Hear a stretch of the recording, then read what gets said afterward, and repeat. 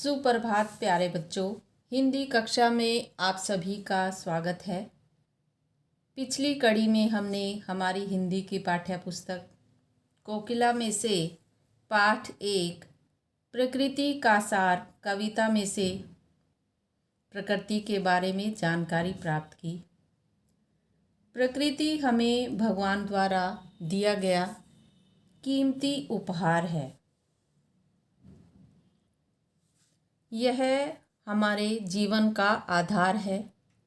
इससे ही हमारा जीवन सुरक्षित है, इसलिए हमें भी इसकी रक्षा करनी चाहिए।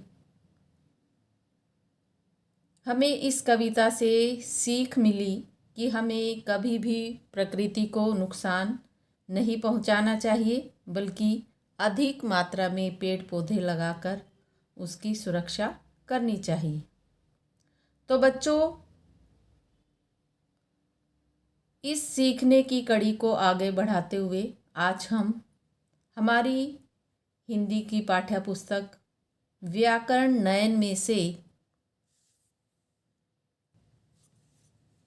विलोम शब्दों की जानकारी प्राप्त करेंगे। विलोम शब्द से तात्पर्य है उल्टा अर्थ बताने वाले शब्द या विपरीत अर्थ बता देने वाले शब्द। बच्चों, आइए अब हम हमारी पाठ्य पुस्तक में से विलोम शब्दों के बारे में विस्तार से जानकारी प्राप्त करेंगे। जैसा कि चित्रों के नीचे दिए गए वाक्यों को हमने पढ़ना है और उसको समझना है। मुझे ठंडा पानी चाहिए, विशु गर्म दूध लेगा। इन वाक्यों में विपरीतार्थक शब्दों का प्रयोग किया गया है। जैसे ठंडा शब्द, इसका विपरीतार्थक शब्द है गरम, जो रंगीन शब्द है। ये है ठंडा शब्द का विपरीतार्थक शब्द अर्थात उल्टा शब्द। ऐसे ही दूसरे चित्र के नीचे वाक्य दिए गए हैं, इनमें भी विपरीतार्थक शब्दों का प्रयोग किया गया। जैसे सुयश सुबह मेरठ जाएगा। दूसरे वाक्य में है वह शाम को वापस आएगा। पहले वाक्य में जो शब्द सुबह है, इसका विपरीतार्थक शब्द है शाम।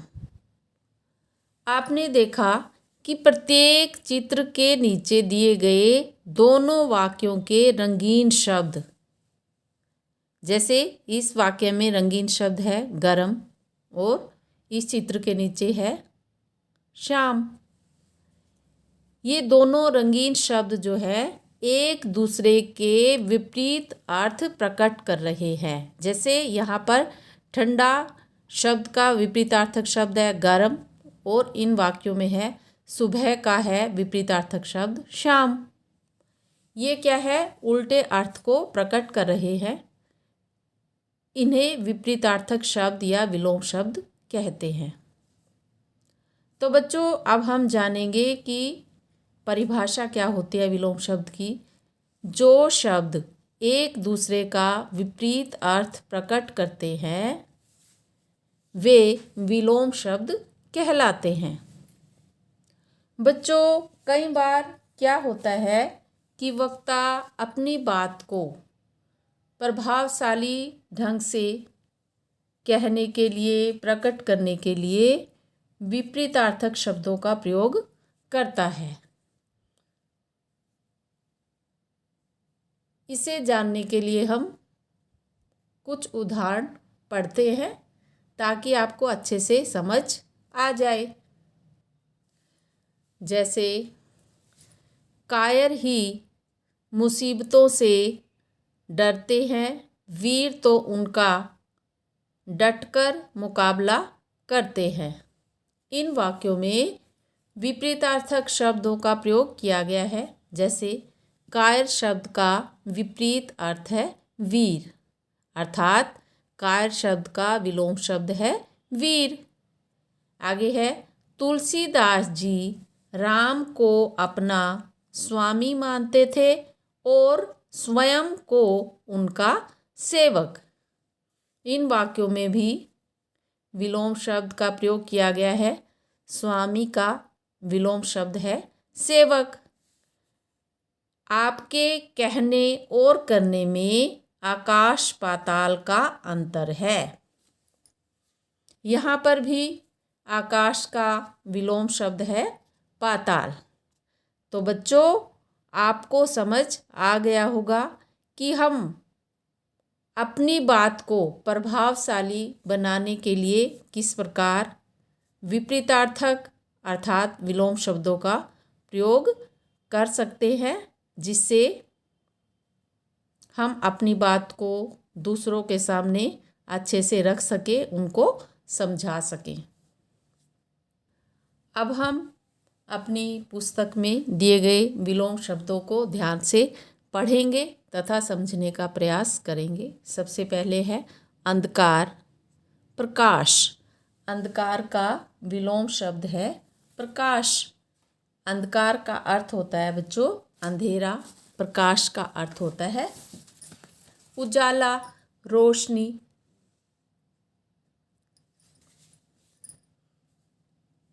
आगे है अच्छा, बुरा, अपना, पराया, असली, नकली। असली का अर्थ होता है बच्चों वास्तविक और नकली का अर्थ होता है जो वास्तविक नहीं है, उसे बोलते हैं हम नकली। जैसे हम वस्तुओं को देखते हैं, कई चीज़ें ऐसी होती हैं हम बोलते हैं ना ये तो बहुत नकली है, जिसमें कोई असलियत नहीं होती, अर्थात उसमें कोई सच्चाई नहीं होती, जालसाजी कार्य है करते हैं जो लोग, उसको भी हम करते हैं बोलते हैं नकली। आदर, निरादर।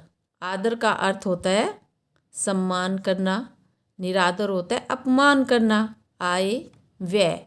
आय का अर्थ होता है बच्चों आमदनी, कमाई करना। व्यय होता है खर्च करना। आरंभ, अंत। आरंभ का अर्थ होता है शुरू करना, अंत होता है नाश करना।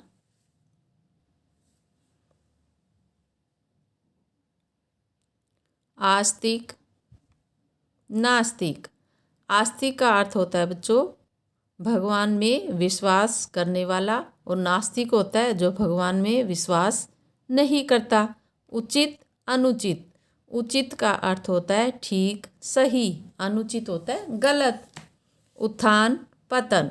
उत्थान का अर्थ होता है बच्चों तरक्की करना, सुधार करना। पतन होता है नाश करना। उन्नति, अवनति। उन्नति का अर्थ भी सुधार करना या सुधरना, तरक्की करना। अवनति होता है पतन की ओर जाना, विनाश की ओर जाना होता है अवनति। अंधेरा, उजाला। अंधेरे का अर्थ होता है अंधकार, उजाला होता है प्रकाश। अनुकूल, प्रतिकूल। अनुकूल का अर्थ होता है बच्चों गुणकारी या सहायक, और प्रतिकूल होता है हानिकारक या बुरा। अमृत, विष। अमृत का होता है अच्छा, शरबत भी बोलते हैं इसे, और फूलों का मधु भी। विष होता है जहर।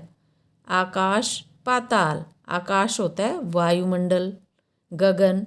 पाताल होता है अथाह गड्ढा या पृथ्वी के नीचे का भाग जो बहुत गहरा होता है, जिसका कोई अंत नहीं होता, उसे बोलते हैं पाताल।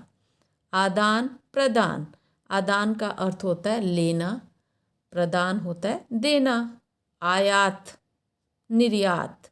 आयात का अर्थ होता है जब हम कोई वस्तु बाहर से मंगवाते हैं या बाहर से लाई जाती है, जैसे कुछ वस्तुएं दूसरे देशों से हमारे देश में आती है, उसको बोलते हैं आयात। निर्यात होता है जो वस्तुएं हम अपने देश से दूसरे देशों में भेजते हैं। तो आयात को इंग्लिश में क्या कहते हैं इम्पोर्ट, और निर्यात है उसको इंग्लिश में बोलते हैं एक्सपोर्ट। आशा, निराशा। आशा का अर्थ होता है उम्मीद होना। निराशा होता है ना उम्मीद होना, मायूस होना। ये मायूस होना होता है निराशा, और उम्मीद बनाए रखना होता है आशा। इच्छा, अनिच्छा। इच्छा का अर्थ होता है बच्चों चाह, अनिच्छा होता है जिसकी कोई इच्छा न हो, जिसकी कोई चाह न हो। उत्तीर्ण, अनुत्तीर्ण। उत्तीर्ण का अर्थ होता है पास होना, सफल होना। अनुत्तीर्ण होता है फेल होना या असफल होना। उदय, अस्त। उदय का अर्थ होता है निकलना, प्रकट होना, और अस्त होता है डूबना या छिपना।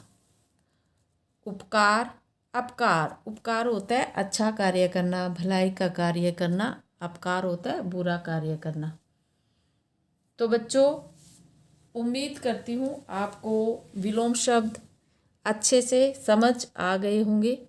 आप अपनी पुस्तक में से इन्हें 2 से 3 बार अवश्य पढ़ेंगे तथा समझने का प्रयास करेंगे। धन्यवाद। आपका दिन मंगलमय हो।